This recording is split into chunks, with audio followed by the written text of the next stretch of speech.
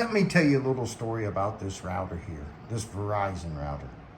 We had a Verizon router for 10 years, no problems. They send out an email, you can get this router, which is faster. But they failed to mention that it's junk because I installed it. When I first installed it, it halfway worked. It would be up, it'd be down, it'd be up, it'd be down. This went on for 3 days before Friday when it would not work at all. It was just nothing. So I called their tech support line and I spent probably an hour on the phone with them, restarting, rebooting, and if you can see, there's a little paper clip so I could do factory resets on a brand new product. We did that a dozen times and still no thing. And then they asked me if I had an Ethernet capable computer. If you bought computers, you know that computers just don't have Ethernet cables anymore. So, while I'm telling you the story, we're going to show you the installation. So, after we try, and I have connected all my devices to it, I'm informed the router is the problem. And so, oh, by the way, that little white thing down there, that right there, that's a $60 wall outlet per Verizon. $60 for that. And so, we go through it. They tell me it's the router. I go get a new router, connect it up. Now, all my devices are disconnected now. And so, I get the router, and it does the exact same thing. So they say, lo and behold, it's a problem on their end of the line.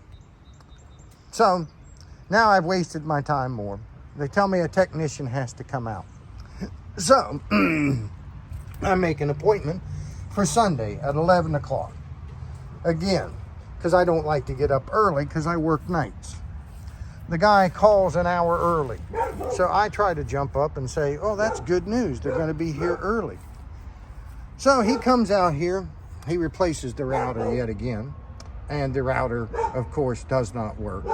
So then he just goes, it's the cable.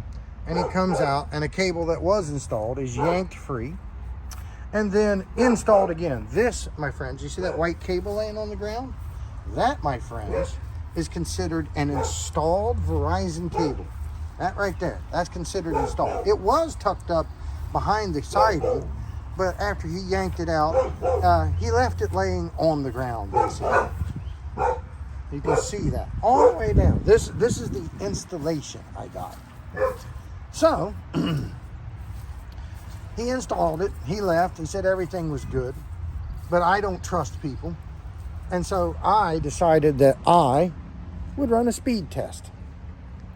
And it read, instead of 300 up and 300 down, it read 34 up and 300 down.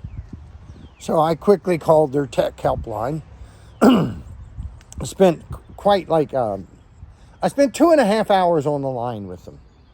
In the middle of it, after they were having me restart the router again and again and again and again, they said, well, can you go get that computer? And I was like, no, not unless you're going to pay me a technician fee. Not unless you're going to pay me to do the work that you are having me do. So that's what these companies do. They make you go do the work so they can save the money. So I asked them, why don't you just get the tech who was just here to come back out? And they say, we can't reach him. Because apparently nobody can reach anybody on a Verizon phone. I asked them if they used pagers or maybe smoke signals. But anyhow, they finally, after 2.5 hours, get a hold of the technician, and he does some of his little technician stuff on his phone, and finally my service is back up. Then I get the notification that they're going to charge me $60. Again, $60 for that right there. That little piece of white, and by the way, that piece of white plastic was already there. The hole was already there. All we did was we pulled that wire back through. That's all we did. We pulled the wire back right through there. That thing right there. That was already there. They charged me $60 for that. $60. And then $99 on top of that for the tech visit, when the problems were all outside. And then I got tired of it. I called New York. And then New York says, that this one girl I talked to says, I can't give you the 3 days before because you didn't call in a ticket. So I got her supervisor, who happened to be the only person I've spoken to with gigantic, hugely successful customer service skills. And she said she was going to give me the 3 days, and she was going to take off the tech visit, and she was going to take off charging me $60 for a hole that was already in the wall. I was going to leave it alone. I told them that they needed to reschedule the reinstall of the stuff, and they turned around and said, okay, we'll call you at 11:30. And I made it specific 11:30 because I have to get up and drive today, and I wanted to sleep in because I work nights. Well, they called me at 9:30 this morning. Nobody reads your notes. Nobody passes on anything. Your customer service is abysmal. If you're thinking about getting Verizon, look at what's happening to their company, because they are not the company they once were. And I would highly recommend you get somebody else.